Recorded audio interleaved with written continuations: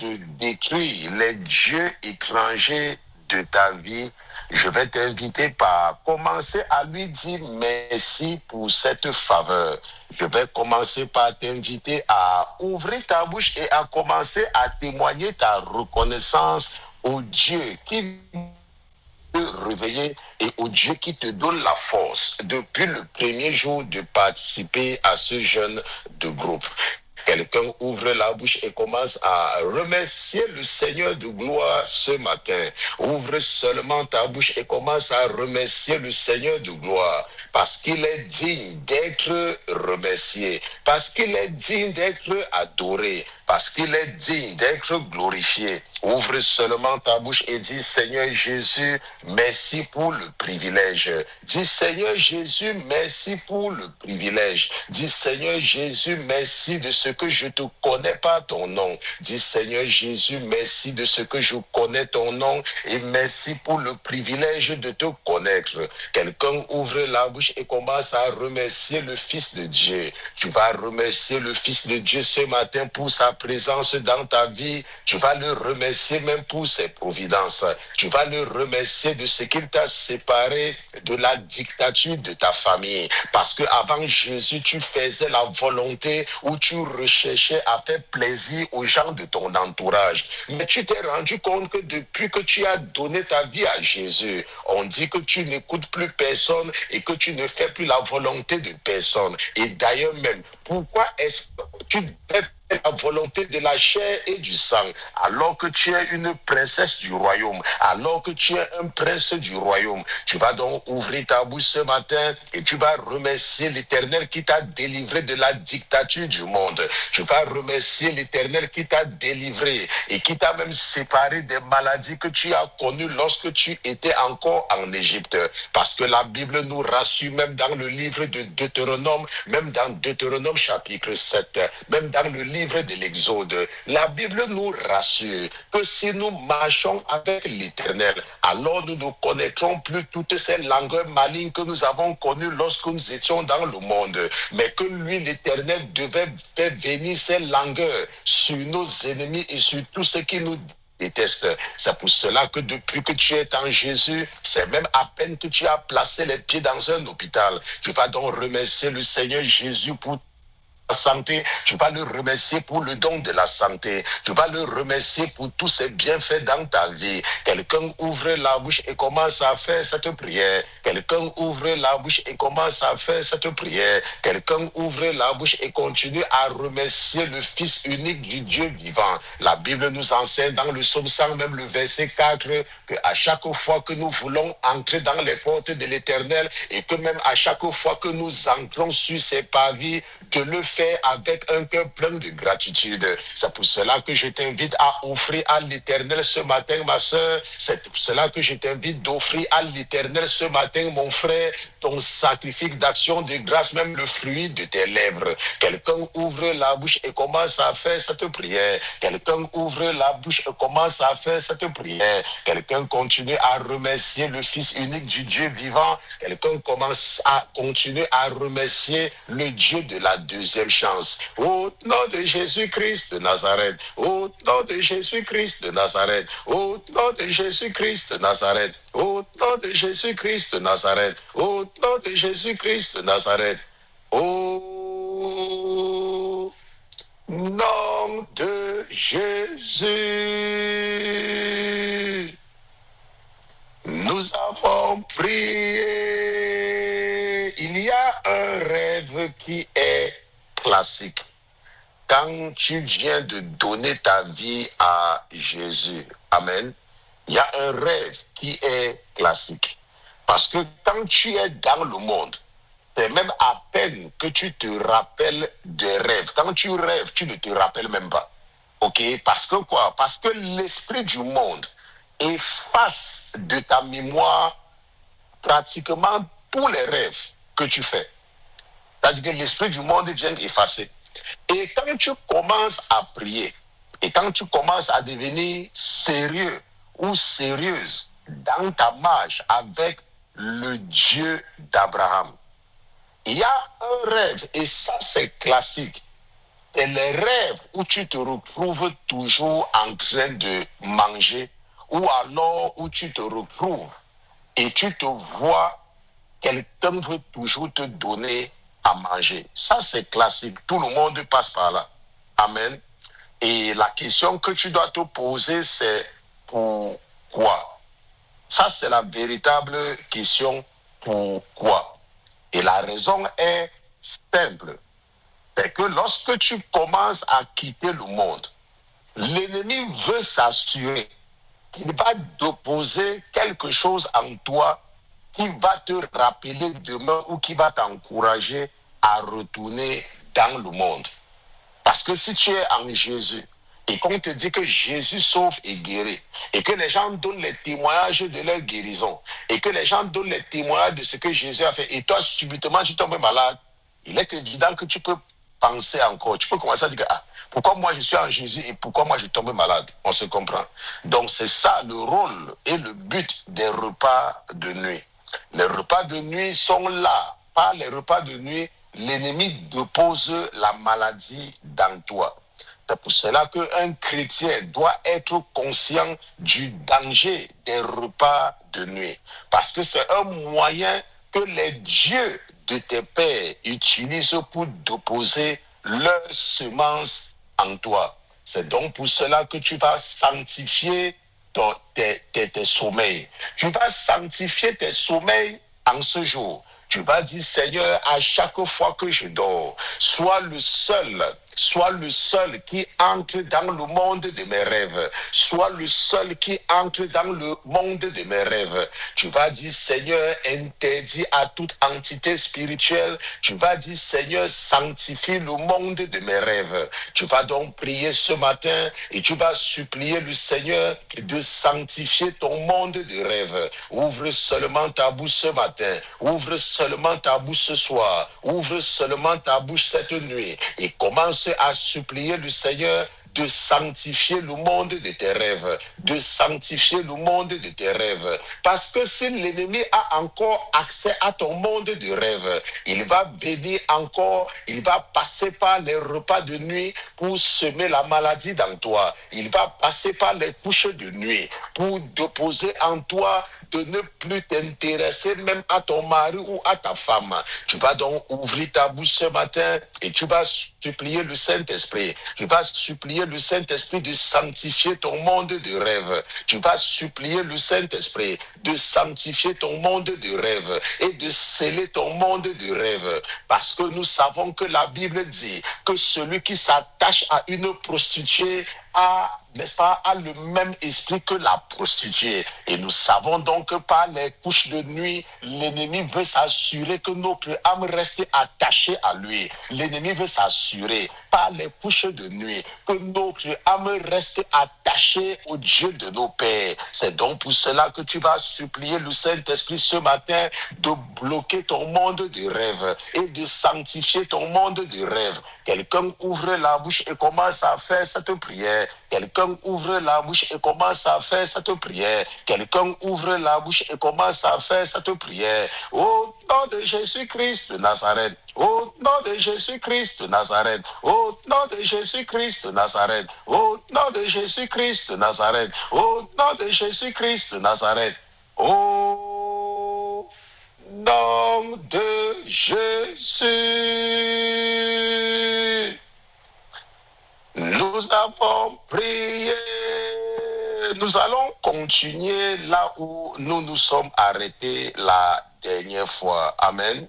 Notre frère va nous ramener là où nous sommes arrêtés et nous allons nous arrêter au verset 7. Exode chapitre 3, verset 1 à 7. Tout le monde prend sa Bible. Amen. Tout le monde prend sa Bible. Exode chapitre 3, verset 1 à 7. Amen. Amen.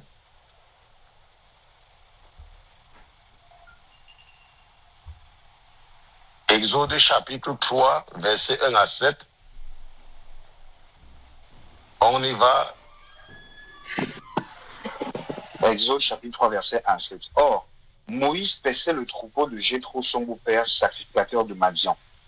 Et il mena le troupeau derrière le désert, et vint à la montagne de Dieu à Horeb. Et l'ange de l'Éternel lui apparut dans une flamme de feu du milieu d'un buisson. Et il regarda, et voici, le buisson était tout en feu, mais le buisson ne se consumait point. Alors Moïse dit, je me détournerai, et je verrai cette grande vision, et pourquoi le buisson ne se consume point. Et l'Éternel vit qu'il se détournait pour regarder. Et Dieu l'appela du milieu du buisson et dit, Moïse, Moïse. Et il répondit, me voici. Et Dieu dit, n'approche point d'ici. Ôte tes souliers de tes pieds, car le lieu où tu te tiens est une terre sainte. Puis il dit, je suis le Dieu de ton père, le Dieu d'Abraham, le Dieu d'Isaac et le Dieu de Jacob. Et Moïse cacha son visage, car il craignait de regarder vers Dieu. Et l'Éternel dit, j'ai bien vu l'affliction de mon peuple qui est en Égypte, et j'ai entendu le cri qu'il jette à cause de ses exacteurs, car je connais ses douleurs. Voilà. Amen. Alléluia. Garde toujours ta Bible ouverte. Maintenant, je sais que nous avons déjà vu ça, ça fait 2 jours. Ok, ça fait 2 jours. Et je vous ai dit que ce Moïse-ci là, si tu regardes le verset 1, est-ce qu'une personne est en train de regarder le verset 1?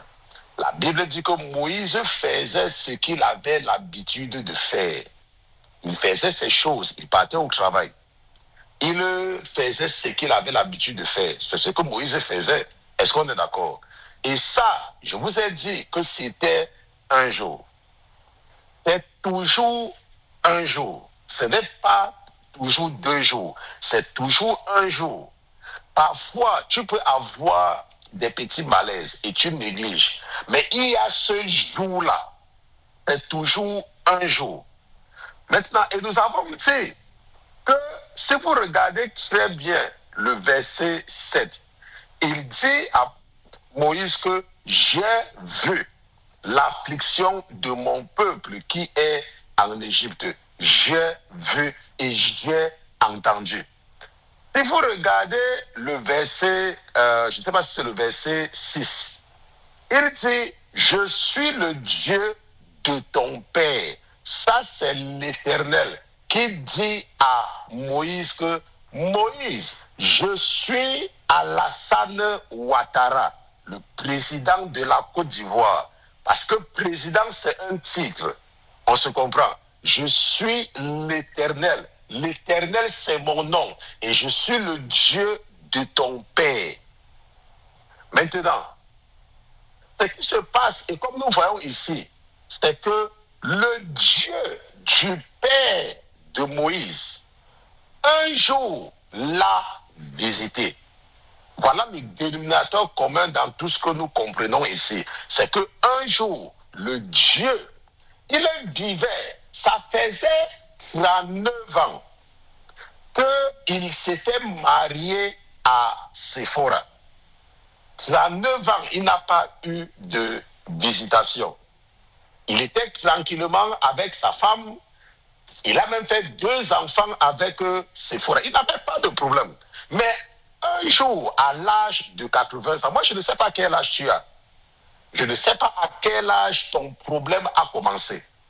Ça, je ne sais pas. Maintenant, notre frère va nous lire quelque chose de très important dans Lévitique chapitre 26. Amen. Tout le monde part dans Lévitique chapitre 26. Et vous descendez jusqu'au verset 42. Amen. 42 à 45 que nous allons lire. Lévitique chapitre 26, verset 42 à 45. Alors, je me souviendrai de mon alliance avec Jacob, je me souviendrai de mon alliance avec Isaac et de mon alliance avec Abraham, et je me souviendrai de ce pays. Car le pays sera abandonné par eux, et il jouira de ses sabbats, tant qu'il sera dévasté loin d'eux. Et ils subiront la peine de leur iniquité, parce qu'ils auront méprisé mes ordonnances, et que leur âme a eu mes lois en aversion. Malgré cela, lorsqu'ils seront dans le pays de leurs ennemis, je ne les rejetterai point, et je ne les aurai point en aversion, pour les consumer entièrement et pour rompre mon alliance avec eux, car je suis l'Éternel, leur Dieu. Et je me souviendrai en leur faveur de l'alliance faite avec leurs ancêtres, que j'ai fait sortir du pays d'Égypte aux yeux des nations pour être leur Dieu. Je suis l'Éternel. Vous voyez? C'est l'Éternel qui parle. Et si vous vous rappelez le premier jour, là où nous avons lu dans Exode chapitre 12, des versets 12 à 14, où il a dit que quoi? Que je frapperai le pays d'Égypte. N'est-ce pas? Où il a dit que je frapperai, où il a dit que quoi? Que il va exercer son jugement sur les dieux de l'Égypte, n'est-ce pas? Maintenant, lui, il est Dieu. Et il dit à Moïse que lui, il va exercer son jugement sur tous les dieux d'Égypte. Ça, c'était dans Exode chapitre 12, verset 12. Donc, les dieux, est-ce que vous comprenez? Comme nous venons de lire là maintenant dans Lévitique chapitre 26, les dieux n'oublient pas. Ok? Les dieux n'oublient pas. Maintenant, la chose maintenant la plus importante, c'est que quel est le Dieu qui te connaît? Quel est ce Dieu-là? Dans le cas du Dieu de la Bible, lui, il parle seulement de la restauration, n'est-ce pas? Il dit, même quand ils seront dans le pays de leurs ennemis, je vais les visiter pour les faire du bien. Mais rappelez-vous que c'est parce qu'ils avaient violé son alliance qu'il avait laissé l'ennemi venir les amener. Donc, vous voyez un peu.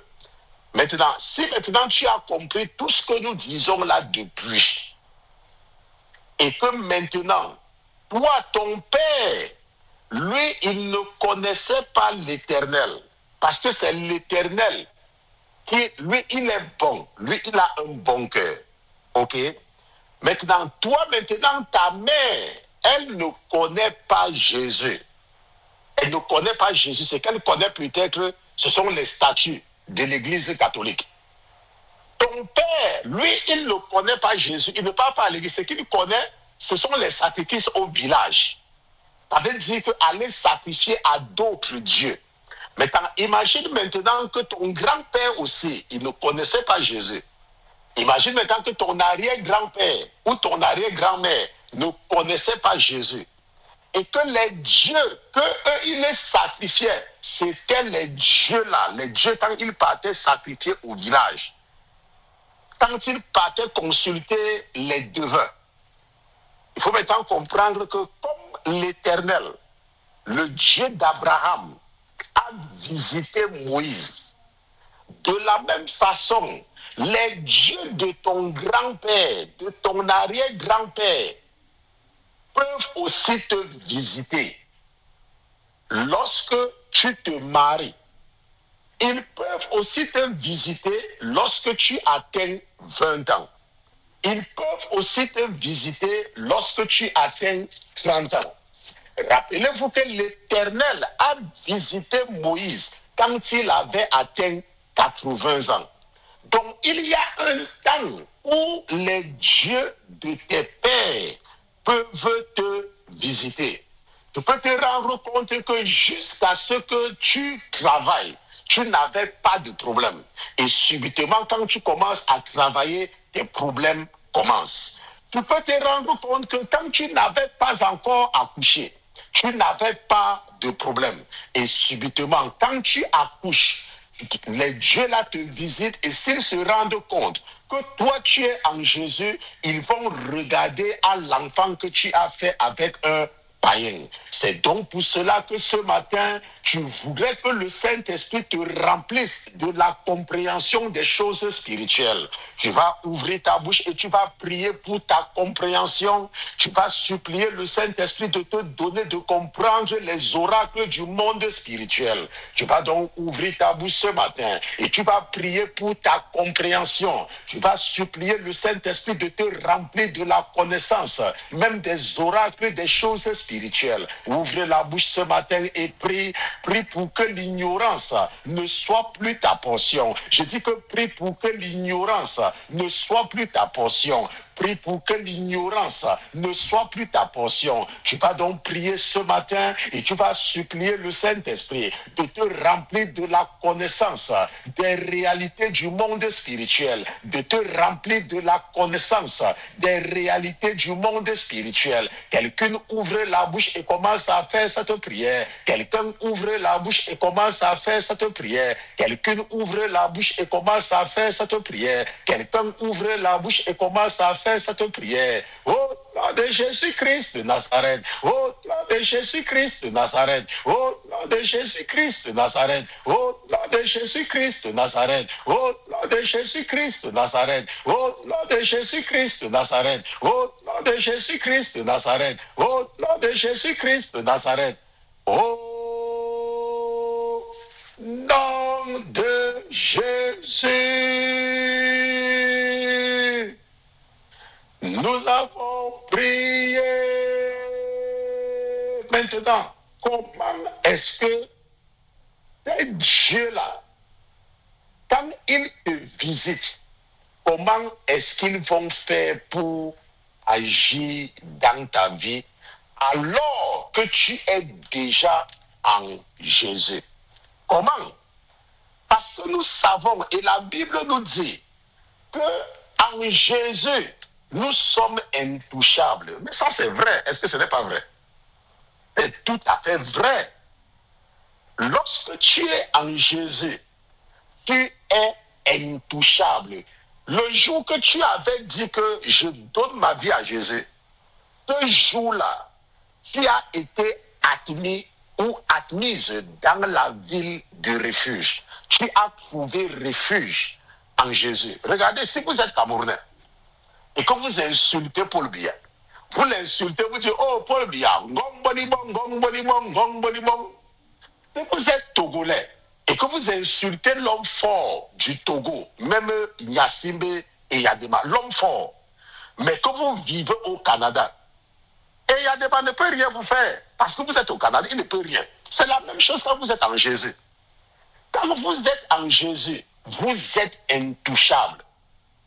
Maintenant, comment maintenant les dieux de tes pères vont faire pour te toucher? C'est pour cela que eux, ce sont les dieux, n'oubliez pas, ce ne sont pas les êtres humains.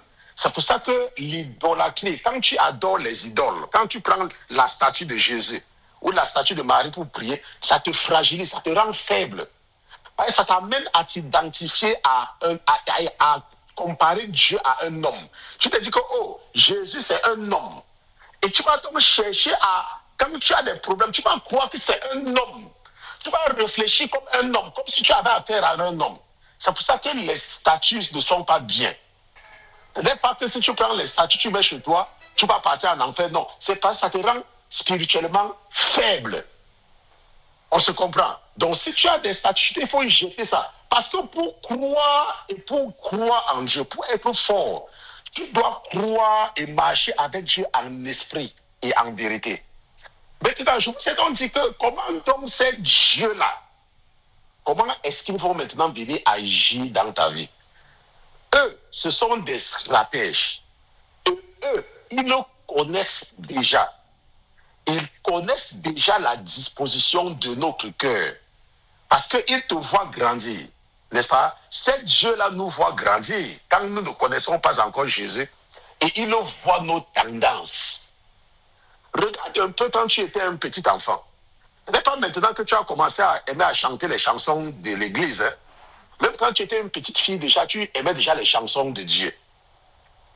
Quand tu étais même un petit garçon déjà, tu t'intéressais déjà aux choses de Dieu. Il y a cette tendance dans toi. On voyait déjà ça dans toi. Et ces dieux-là aussi avaient vu cette tendance. Et qu'est-ce qu'ils avaient fait? Ils vont maintenant s'arranger à positionner certaines personnes dans ta vie. Ils vont commencer à se positionner autour de toi. Et c'est parce que maintenant, le moment venu, quand ils vont te visiter, et que si tu es déjà en Jésus, ils vont passer par les gens qui sont autour de toi. Ils vont passer soit par ta femme, soit par ton mari, soit par ton enfant, si bien sûr tu es avec un païen. On se comprend. Tout cela, c'est quand il... C'est pour ça que tu peux être en Jésus et ton enfant tombe malade. Tu peux être en Jésus et ton enfant attrape une maladie bizarre. Tu peux être en Jésus et l'ennemi arrive à frapper ton enfant. Si le père de l'enfant n'est pas en Jésus, ou si la mère de l'enfant n'est pas en Jésus, l'enfant est à leur disposition. Parce que l'enfant, c'est pour deux personnes. Regardez même, si vous êtes avec les problèmes avec quelqu'un et que vous divorcez même, les deux parents, chaque parent a droit à accès à son enfant. Quel que soit ce que tu fais, chaque parent a accès à son enfant. Et tout ça, Dieu fait ça pour nous raconter une histoire. C'est pour ça que quand tu es chrétien et que tu as déjà une éducation spirituelle, tu dois tout faire pour ne pas épouser une personne qui n'est pas en Jésus. Tu dois tout faire pour ne pas épouser une personne qui n'est pas en Jésus. Tu dois tout faire pour que ton partenaire soit en Jésus. C'est pour ça que je vous ai dit qu'un chrétien n'épouse pas une femme parce qu'elle est belle. Une chrétienne ne choisit pas son mari parce qu'il est beau. Quand tu es en Jésus, tu dois choisir ton partenaire parce qu'il a déjà donné sa vie à Jésus. Parce que peut-être toi, tu veux résoudre un problème charnel, mais tu ne sais pas que tu es en train d'investir sur les problèmes dans le futur de ta vie et même de tes enfants. C'est pour cela que nous allons prier ce matin pour tous ceux parmi nous qui ne sont pas encore mariés. Nous allons prier pour annuler les plans de l'ennemi dans leur vie. Nous allons prier pour annuler les plans de l'ennemi dans leur vie. Et nous allons prier pour l'avenir marital et pour l'avenir marital de nos frères et de nos sœurs qui ne sont pas encore mariés. Si tu n'es pas encore marié, tu vas prier pour ton avenir spirituel. Si tu n'es pas encore marié, tu vas prier contre les plans de l'ennemi dans ta vie. Tu vas prier contre les plans de l'ennemi dans ta vie parce que je ne connais pas cet homme que l'ennemi a déjà positionné dans ta vie pour te frustrer et même frustrer les enfants que vous aurez dans le futur. Je ne connais pas cette femme que l'ennemi a déjà surchargée pour venir te saluer tous les matins et pour venir prétendre devant toi afin que tu t'attaches à elle pour que l'ennemi passe par vos enfants pour te frustrer à l'avenir. Même lorsque vous serez séparés, quelqu'un ouvre la bouche et commence à prier. Tu vas ouvrir ta bouche ce matin. Tu vas ouvrir ta bouche ce matin et tu vas prier pour ta soeur qui n'est pas encore mariée. Tu vas prier pour ton frère qui n'est pas encore marié. Tu vas prier pour ton enfant qui n'est pas encore marié. Tu vas prier pour ta fille qui n'est pas encore mariée et tu vas prier sur son avenir. Tu vas te lever contre les plans de l'ennemi dans l'avenir marital de ta soeur, même dans l'avenir marital de ton frère. Ouvre seulement la bouche ce matin et scelle ton fils. Ouvre seulement ta bouche et scelle ta fille. Quelqu'un ouvre la bouche et commence à faire cette prière. Au nom de Jésus-Christ de Nazareth. Au nom de Jésus-Christ de Nazareth. Au nom de Jésus. Nous avons prié. C'est pour cela que tu ne dois pas être surprise ou être surpris que toi, tu es en Jésus et tu as un enfant qui a des problèmes. Ne sois pas surpris. Parce qu'il y a les gens, par exemple, qui vont dire que mais comment quelqu'un peut être un pasteur et son enfant est malade? Comment une personne peut être chantre et son enfant est malade? La question que tu dois te poser, c'est que est-ce que le père de l'enfant est en Jésus comme toi? C'est la question. Parce que ton enfant n'est pas pour toi seul. L'enfant a deux parents, l'enfant a deux chromosomes. Il a hérité du chromosome du côté de son père Et il a hérité du chromosome du côté de sa mère. Et les dieux de sa mère le connaissent et les dieux de son père le connaissent. Maintenant, n'oubliez pas ce que nous avons lu dans Lévitique tout à l'heure avec notre frère, je ne sais pas si c'est Lévitique chapitre 24, verset 42. Là où un Dieu, l'Éternel, parce que l'Éternel est Dieu, il nous enseigne comment les dieux sont, comment les dieux pensent. Comment les dieux sont. Il dit, Lévitique chapitre 26, verset 42, il dit alors, je me souviendrai de mon alliance avec Jacob. Ta grand-mère qui ne connaissait pas Jésus, connaissait certains dieux. Elle partait au village et elle voyait Méni. Là-bas, chez nous en Afrique, on les appelle les Méni ici. Les dieux de ces gens-là ne sont pas les dieux, ce n'est pas Jésus. Eux, ils servent d'autres dieux. Le contact avait été établi par ton grand-père. Le contact avait été établi par ton arrière-grand-père. Parce que la Bible dit que quoi? Que je suis l'Éternel qui punit l'iniquité du père sur les enfants, même jusqu'à la 3e et même la 4e génération. Même jusqu'à la 4e génération de ceux qui me haïssent. Donc ça peut que être que ton père peut dire que moi mon père ne part pas au village, moi ma mère n'est pas au village. Est-ce que tu connais la vie de ton grand-père? Est-ce que tu connais ce que ta grand-mère faisait? Est-ce que tu connais ce que ton arrière-grand-père faisait? Est-ce que tu connais ce que ton arrière-grand-père faisait? Parce que la malédiction va jusqu'à la 4e génération. Donc toi, tu peux être en Jésus. Et tu fais tout ce qui est bien. Je vais vous dire, un jour, je traversais, il y avait des choses qui se passaient autour de moi. Et c'était vraiment, n'est-ce pas, beaucoup de tension. Et vous savez que vous soyez un pasteur, que vous soyez un prophète, ça ne change pas le fait que vous êtes un homme. La Bible dit que Jésus lui-même étant un homme, quand il s'est retrouvé à la croix, il a dit, Seigneur, pourquoi est-ce que tu m'as abandonné? N'est-ce pas? Parce qu'il y a un moment où parfois c'est trop fort. Et tellement c'était fort que je me posais des questions que, mais qu'est-ce qui ne va pas? Je disais, mais Seigneur, je te sais, je suis ton serviteur. J'ai consacré ma vie, mais pourquoi est-ce que tu permets? Et immédiatement, un jour, le Seigneur a ouvert mes yeux. Il ouvre mes yeux et il me montre comment est-ce que le grand-père est en train de parler au père. Est-ce que vous comprenez? Ça veut dire que le grand-père était en train de rassurer le père. Vous savez, vous voyez que les gens disent souvent que les dieux ne meurent pas. Parce que c'est toujours une question de principauté. Les principautés. Donc ne te dis pas que tu es une femme et que tu pries tous les jours et que ton enfant pose certains actes, il a un comportement bizarre. Il ne faut pas dire que Dieu n'est pas avec toi. Non! Jésus est avec toi. Mais est-ce que le père de l'enfant là, le père, que tu es un homme et que quelque chose arrive à ton enfant, ne te dis pas que, mais pourquoi est-ce que Jésus permet, est-ce que la mère, tu dois te poser la question, toi tu as une vie de prière, est-ce que le père de l'enfant aussi a une vie de prière? Tu as une vie de prière, est-ce que la mère de l'enfant, parce que l'enfant ce n'est pas pour une personne, c'est pour deux personnes. De la même façon que l'Éternel avait visité Moïse. Mais Moïse avait la grâce que le Dieu qu'il a visité, c'était un bon Dieu.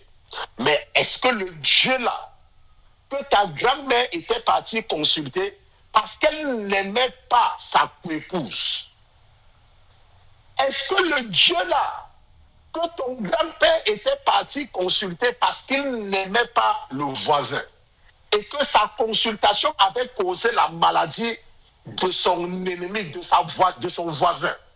Tu ne connais pas ce que ton grand-père a fait de mauvais. Tu ne connais pas le mal que ta grand-mère a fait. Tu ne connais pas le mal que ton grand-père a fait. Tu n'as aucune idée. Et les dieux-là qui font du mal sont ces dieux. C'est donc pour cela que ce matin, tu veux encore prendre ce point de prière. Parce que tant qu'on te connaît encore comme le petit-fils de ton grand-père, parce que tant que le Dieu là te connaît encore comme l'arrière-petite-fille de ton arrière-grand-père, parce que tant que ces dieux te connaissent encore et peuvent encore te voir comme l'arrière-petite-fille de ton arrière-grand-mère, ton Dieu peut encore te visiter. C'est donc pour cela que ce matin, je voudrais que le Saint-Esprit efface ton nom de tout livre noir de ta famille maternelle, de tout livre noir de ta famille paternelle. Tu vas donc ouvrir ta bouche ce matin et tu vas supplier le Saint-Esprit d'effacer ton nom de tout livre noir de ta famille paternelle, de tout livre noir de ta famille maternelle. Tu vas donc ouvrir ta bouche ce matin et tu vas supplier le Saint-Esprit d'effacer ton nom de tout livre noir de ta famille biologique, de tout livre noir de ta famille biologique. Tu vas supplier le Saint-Esprit d'effacer ton nom. Tu vas dire que Saint-Esprit, je te supplie une fois de plus. Oh papa, je te supplie depuis le premier jour et nous voici au 5e jour. Je suis encore en train de te supplier. Oh papa, efface mon nom de tout livre noir de ma famille, même ma famille biologique. Efface mon nom, papa. Quelqu'un ouvre la bouche et commence à faire cette prière. Oh, nom de Jésus-Christ de Nazareth. Oh, nom de Jésus-Christ de Nazareth. Oh, nom de Jésus-Christ de Nazareth. Oh, nom de Jésus. Nous avons prié. Regardez la généalogie de David. Regardez sa généalogie. La Bible nous dit quelque chose de très important. Regardons ici, là, dans Exode chapitre 12. Que l'Éternel dit à Moïse, que Moïse, je suis le Dieu de ton père, Abraham, n'est-ce pas? Maintenant, regardons maintenant que quand Abraham fait un enfant, ton enfant, il l'appelle Isaac, n'est-ce pas? Mais quand c'est Isaac là, lui, il va faire des jumeaux. Et les jumeaux, ils étaient des jumeaux. Hein. Les jumeaux là, un des jumeaux va jurer qu'il va tuer son frère. Pourquoi? Parce que son frère a arraché son doigt de naissance, n'est-ce pas? Voilà. Quelqu'un dit n'est-ce pas? Quelqu'un dit voilà. Hein? Dis que voilà. Dis voilà. Le pasteur veut que tu dises que voilà. Voilà. Ça, c'est ce qui se passe entre les enfants d'Isaac. Et Isaac, c'est le fils d'Abraham, n'est-ce pas? Maintenant, en anglais, maman Elisabeth dit fast forward, to cut a long story short. Des années plus tard, David entre sur la scène, n'est-ce pas? David. Et qu'est-ce que David fait? David aussi a les enfants. Et qu'est-ce qui se passe avec les enfants de David? L'ennemi vient se présenter et entre dans l'un des enfants de David, d'aimer sa propre soeur, sa demi-sœur. Parce qu'il veut faire quoi? Parce qu'il veut créer une situation. Et c'est comme cela qu'un frère jure de tuer l'autre et finit même par tuer son frère, n'est-ce pas? Il a pris ça où? Ce sont les dieux là, c'est comme ça qu'ils font sur les enfants. Ils amènent les enfants, les frères, à se détester. Et qu'est-ce qui se passe avec le cas d'Adonija? Alors que David avait déjà dit que c'est Salomon qui va hériter, qu'est-ce qu'Adonija a fait? La Bible dit que c'était d'abord Absalom qui a fait le coup d'état à son père, parce qu'il savait que c'était Salomon. Mais Salomon était encore très jeune. Et Adonija et Absalom, Joab l'a tué. Et qu'est-ce qui s'est passé après? Lorsque David était malade, ton frère, toujours son frère, cette fois-ci, Adonija, va aller prendre le trône, n'est-ce pas? Vous voyez que les dieux, ils ont un template. Ils ont un template. C'est pour cela qu'il faut comprendre. Et il faut supplier le Seigneur d'effacer ton nom du livre noir de ta famille biologique. Parce que tant que ton nom est dans ce livre, tant que ton nom est là, les dieux de ton arrière-grand-père, les dieux de ton arrière-arrière-grand-père vont te visiter un jour. Peut-être qu'ils ne t'ont pas encore visité, mais ils vont certainement te visiter un jour. C'est donc pour cela que tu voudrais que le Saint-Esprit efface ton nom de tout livre noir de ta famille maternelle, de tout livre noir de ta famille paternelle. Tu vas ouvrir une fois de plus ta bouche et tu vas supplier le Saint-Esprit d'effacer ton nom de tout livre noir de ta famille maternelle, de tout livre noir de ta famille paternelle. Tu vas ouvrir ta bouche ce matin parce que la Bible nous enseigne, même dans le livre des Révélations, même dans Apocalypse chapitre 20.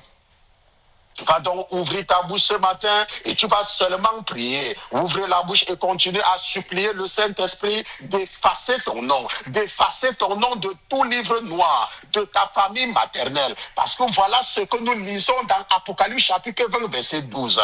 Que je vis les morts, grands et petits, qui se tenaient devant Dieu. Et les livres furent ouverts. Et on ouvrit aussi un autre livre qui est celui qui est le livre de vie. Et les morts furent jugés selon les œuvres d'après ce qui était écrit dans les livres. Qu'est-ce qui est écrit dans le livre des enfants de ton arrière-grand-père? Qu'est-ce qui est écrit dans le livre des enfants de ton arrière-grand-mère? Parce que nous savons que peut-être ton arrière-grand-mère, parce qu'elle n'était pas en Jésus, elle avait certainement visité un marabout pour faire du mal à sa épouse.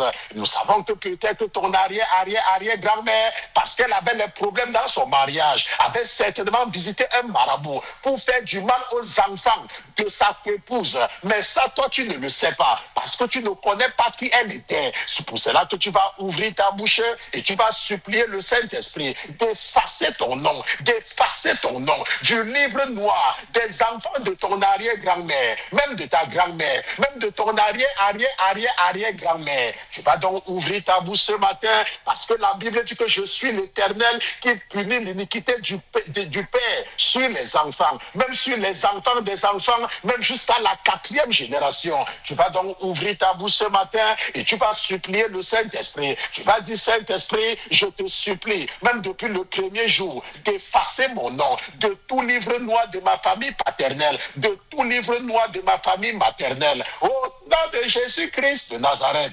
Au nom de Jésus, nous avons prié. Il y a des gens parfois qui viennent me voir. Ils me disent, pasteur, il y a tel homme qui s'intéresse à moi, mais il n'est pas en Jésus. Pasteur, est-ce que je peux quand même accepter parce que demain il peut donner sa vie à Jésus? Maintenant, tu as ta réponse. Maintenant, tu as ta réponse. Ok? Ce n'est pas parce que ton corps demande de l'aide. Laisse-moi te donner une information. Quand tu veux te marier pour des raisons physiologiques, ok? Il faut que tu saches que quand tu vas te marier, tu vas tellement avoir ça qu'à un moment, tu vas même faire même des semaines, même des mois. Tu vas dormir sur le même lit avec une personne, tu n'auras même pas la force dans toi-même pour faire encore. Parce que tu vas tellement faire. Mais ce que tu oublies, c'est que maintenant là, parce que tu étais parti, parce que tu voulais faire, n'est-ce pas? Les enfants vont venir. Et tes enfants, les enfants, parce que le père, ton mari, le père de cet enfant n'est pas en Jésus. Tes enfants sont exposés. Parce que la mère de l'enfant que tu vas faire avec cette fille que tu as aimée parce qu'elle était belle. Oh, elle est canon. Elle est canon. Et tu prends même ses photos. Tu regardes ses photos, tu dis, mais elle est canon, hein, elle est canon. Laisse-moi te dire, elle n'a pas Jésus.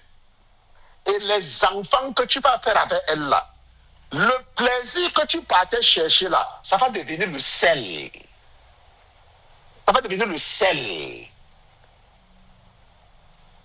Vous devez marcher avec la compréhension du mode opératoire du monde spirituel.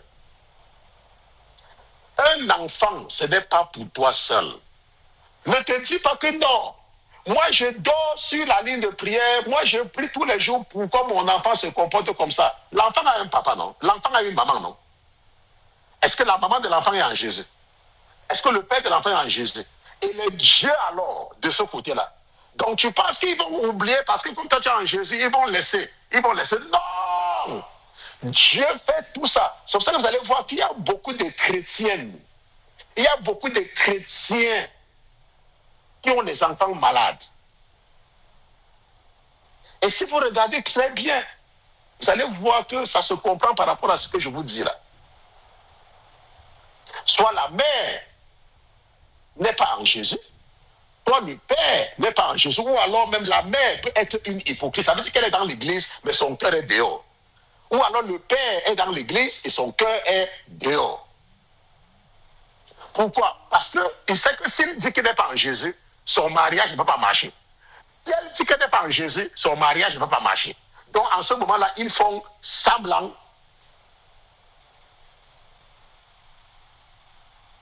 Nous allons remercier le Saint-Esprit pour tous les points de prière à cause du temps. Amen. Ouvre la bouche et commence à remercier le Saint-Esprit à cause du temps. Dis Saint-Esprit, je te remercie pour toutes les révélations. Je te remercie pour ma croissance spirituelle. Je te remercie de m'enseigner et de continuer à m'enseigner les oracles du monde spirituel. Tu vas remercier le Saint-Esprit qui va certainement continuer à t'éduquer sur la compréhension du mode opératoire du monde spirituel. Tu vas remercier le Saint-Esprit qui va certainement effacer ton nom du livre noir de ta famille paternelle, du livre noir de ta famille maternelle, parce qu'il t'a montré encore ce soir qu'il y a des livres,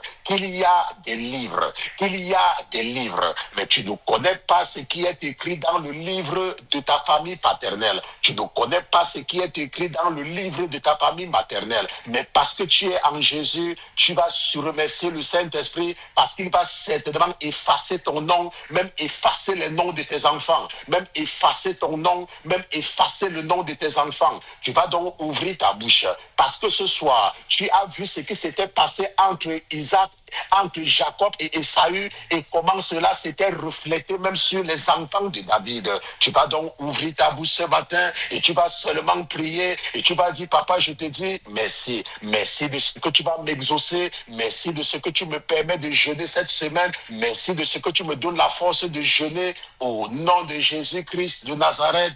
Au nom de Jésus, nous avons prié. Amen. Amen. Donc, les dieux n'oublient pas. Et ce que tu dois retenir ce soir, s'il y a quelque chose que je voudrais que tu retiennes, c'est ce que nous avons vu dans Lévitique, n'est-ce pas? Écris ça avec ton bic. Donc, tout le monde prend son bic. Et je sais qu'il y a des gens qui ont eu le bic.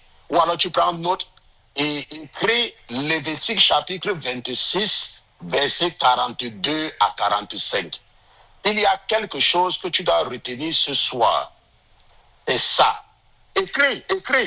Quelqu'un dit que j'ai écrit. Dis que j'ai écrit. Vous savez que parfois là, c'est by fire, by force, by fire, by thunder. Amen. Parfois quand on dit, j'ai écrit. Écris. Tu as écrit. Attends, je vais demander à une personne si la personne a écrit. Parce que moi, je vais te demander, où est Maman Prudence? Ok, voilà Maman Prudence ici. Tata Prudence, ça c'est ma princesse. N'est-ce pas? Tu as écrit? Oui, j'ai écrit. Non, j'ai écrit pasteur. Oui, j'ai écrit pasteur. Voilà. Allez, voilà. Maman Rachel, tu as écrit? J'ai écrit pasteur.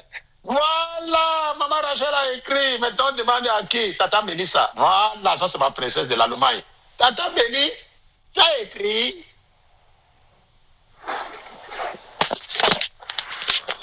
Elle ne répond pas. Oui, pasteur. Voilà, by fire, by force, by fire, by thunder. Hein? Donc il faut, tout le monde a retenu, n'est-ce pas, que les dieux n'oublient pas. Lévitique chapitre 26, verset 42. Alors je me souviendrai Et ça, c'est Dieu qui nous donne un secret. Lui, il est un Dieu. Il dit, je me souviendrai. Les dieux n'oublient pas. Retenez ça, hein? Les dieux n'oublient pas. Toi, tu peux oublier. Toi, tu peux ne pas savoir ce que ton arrière-grand-mère a fait. Mais le Dieu d'Abraham, Moïse, vient loin après Abraham. Et le Dieu là, qui avait fait l'alliance avec Abraham, est venu le visiter. Alléluia. Amen. Nous allons nous retrouver tout à l'heure, n'est-ce pas, pour la deuxième séance de prière, dont nous nous retrouvons dans 4 heures de temps. Je vais donc prier pour vous et nous allons nous séparer. Papa, je te dis merci. Papa, merci parce que tes filles et tes fils ont écrit que les dieux n'oublient pas. Tes fils et tes filles ont retenu qu'un enfant appartient à 2 personnes, au papa et à la maman. Papa, tes fils et tes filles aujourd'hui ont écrit qu'il y a des livres. Papa, parce que tes enfants ont écrit et parce qu'ils ont la volonté, je te supplie de les exaucer en effaçant leur nom de tout livre noir de leur famille biologique. Papa, sanctifie le troupeau que tu m'as confié et bénis-les au nom de Jésus-Christ. Amen. Amen, amen. Nous allons nous chanter la grâce et nous allons nous séparer. L'Éternel.